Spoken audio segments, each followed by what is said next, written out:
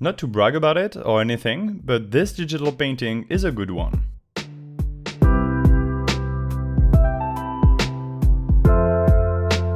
Well, hello there, I'm Détroit. Got a good one for you today.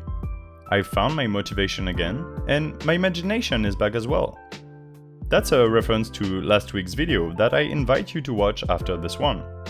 I talked about bad art periods and how it sometimes is a struggle to be creative. The conclusion is that it's momentary and it will inevitably pass. And this is the situation I'm in right now. I found my creativity again and I can't wait to share this painting with you. Just a quick tease, here's the finished piece. Not too much. I can't reveal the whole thing yet. You're gonna watch me draw it instead, okay? I want to draw an alien priest. I'm not exactly sure he's a priest. He wouldn't tell me what his functions are in his alien society. As I was sketching him, I gave him a long head. I don't know why, I love elongated rectangular heads. Especially for aliens. It's close enough to a human while still being evidently different. It's the same basic idea as this drawing I made a while back for my video about Mobius, my favorite artist. A very long head and facial features that aren't protruding enough for a human. This alien priest, however, has a bunch of horns, or a crown, or I'm not sure what these are exactly. You tell me in the comments. I don't know if they come out of his skin, or if they are just floating here above his head, or if they touch at the back. They are just elements of design to sell you the part about being a priest, and being alien, which is just perfect since he's, again, an alien priest. For a while I thought about drawing the torso of this character, but I turned down the idea. He would have just stood there, too straight for it to be dynamic. I couldn't imagine him in any other pose than standing. For a full body piece I would have found a pose, make it interesting maybe by adding a staff, long robes and stuff, but torso length is the boring in between. So I cropped the drawing to just below the shoulders. It's about the same time I decided I would give him the biggest collar his planet has ever seen. The collar rises up to the height of his head. By this point I started to have an idea of how I was going to build the composition of this drawing with the color, but more on that later. For now, it's time for a brief interlude where I ink the character. Now, believe it or not, I hadn't inked something in Photoshop for a while. Turns out it's so much easier in Procreate on iPad, or maybe I'm just rusty. Anyway, I didn't like the inking that took me 20 minutes. I decided that inking this character would make it even more stiff, and as the coloring idea and style started to become clear in my head, it became obvious that inking wasn't something I wanted. On the bright side, now that I had line art, it would be easier to start coloring. By selecting each area of the line art, I made my flats. My first pick of colors weren't that great, but don't worry, I'll change them later. The point is, I made a layer for the inside of the color, another for the outside, then the skin, the copper bands, the dress, and finally the crown. Now, obviously, when I remove the line art, I'm left with a lot of empty lines between the colored zones, so it's time to go in and manually add the missing parts on the right layer. It also gives me a good opportunity to refine the shapes a tiny bit, but all in all, it was mostly just a mindless process. It took just around 15 minutes in a painting that overall took 3 hours. Okay, so now we have our sketch. We have our color flats. Let's get to painting. I like to separate drawing processes and my painting workflow in 3 parts. The ideating process, which I often do in my head before the sketch, but sometimes during the sketch as well.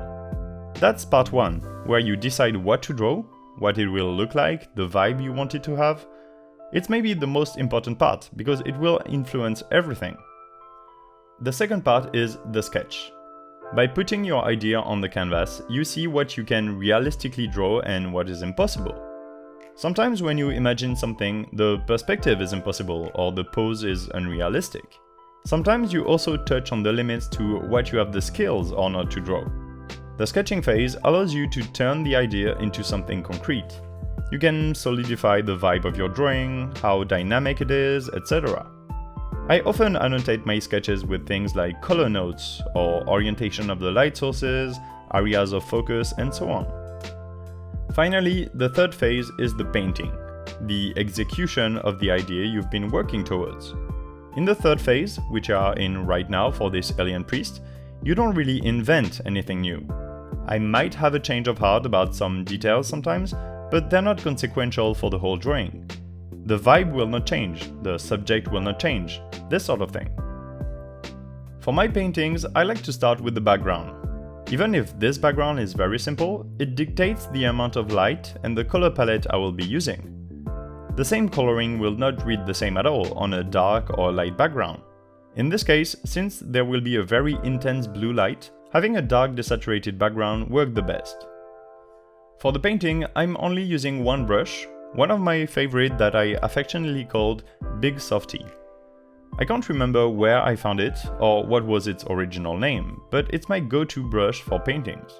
It's almost a square, so it's easy to control, and by setting the base opacity to around 80%, it blends really well with itself. Usually, for the first half of the painting, before I start to zoom in and work on details, I turn off the pressure size option of the brush. That means the more I press, the more opaque it will be, but the size will remain the same. I like to do that because it leaves apparent brush strokes that leave a very satisfying painterly feel. You can clearly see it in the blue of the color. The edge of the brush strokes is apparent. A bit later on, I will turn on the size pressure option, which will give me more control for areas like the facial features. That will be for when I start to zoom in a lot. It's always easier to start painting zoomed out. You don't focus on unnecessary details until later.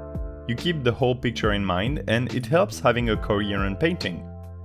It's a similar idea that makes me jump between layers. I paint the skin, then the fabric, then the copper bands on the face, etc., but I don't fully paint them before moving on. I leave them before I get into details, so that every part will have the same amount of detail at any point. The idea is to bring the whole artwork forward instead of focusing on different parts and risk having an over-detailed skin and an underworked dress, for example. Oh, and I've turned off the sketch layer. I kept it on until I shaded the horns/crown, but now I don't need it. As soon as I've shaded enough to know which horn goes in front of the other, I don't need the sketch. In the past, I used to keep my sketch on for too long, until it was burned into my brain and it became part of the artwork. This is possible to do, but then you have to paint over the sketch rather than under it. By getting rid of the sketch at the right time, you avoid wanting to include it into your full picture. By this point of the process, 90% of the painting is complete. Everything is shaded, the colors are good in relation to each other, every part of the puzzle is here. The last 10% are at the same time the most useless and the most important part of the painting. These 10% are what is going to sell your drawing or not. It's the last bits of highlight, the overall color coherence, and so on. It's adding the right details in the right place to bring the focus where you want to. The things I'll focus on telling you specifically about are the color contrasts. The whole picture is good, but I want to make it pop even more. To do that, first I will work on color itself and add more depth to the painting. On top of the horns, I'm using a very large soft brush to add a red tinge to the part that will be the foreground. I'm then changing the layer style to something like soft light and playing around with the opacity cursor. Basically, I'm making the front of the horns a bit more red, therefore making them more important and into focus. The second thing that will make the image pop a lot more is to add yet another layer of light blue on the color. It's a highlight that's almost white. It's by far the lightest part of the whole artwork, and so it will contrast a lot with the rest. Because if you look at the thing as a whole before I did that, even the lightest blue was still in the mid-range when you look at a color wheel. The painting was between 100% dark and 50% light. By adding more highlight, I'm shifting the boundary so that it covers the whole range. Another way I did it is by shifting the curves, bringing less saturation to the darker areas and leaving the colorful blues and reds more saturated. Now, where does all that bring us? Well, to the finished piece, of course. Here it is. I had a ton of fun painting these blue tones and creating that character from imagination. I hope you enjoyed watching me do it. Like the video if you did, and if you have any questions or remarks, do ask me in the comments.